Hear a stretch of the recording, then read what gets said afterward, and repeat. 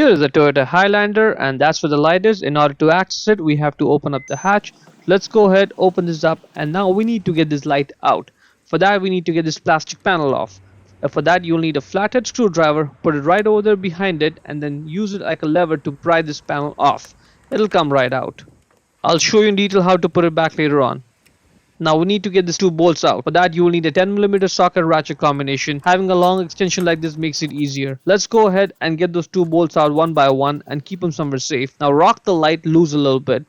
Now from the side, just push it back straight to the back of the car. It'll pop right out.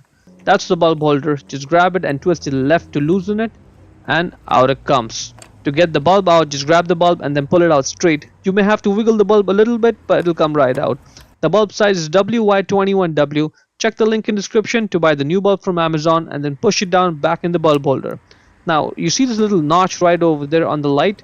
That lines up with this little arrow that's on the bulb holder. So when it's in the lock position, they line up. So this will help you get the bulb holder back in position easily. Once it drops down like this, now twist your right to lock it and see how it lines up. That is good.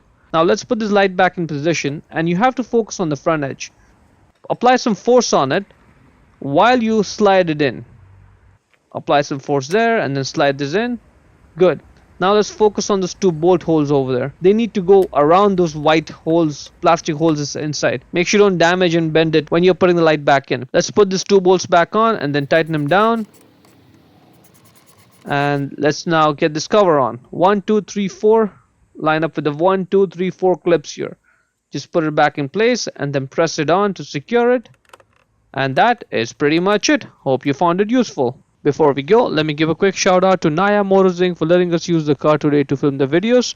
They are a used car dealer here in Ottawa, Canada. Check out the link in the description for their entire inventory.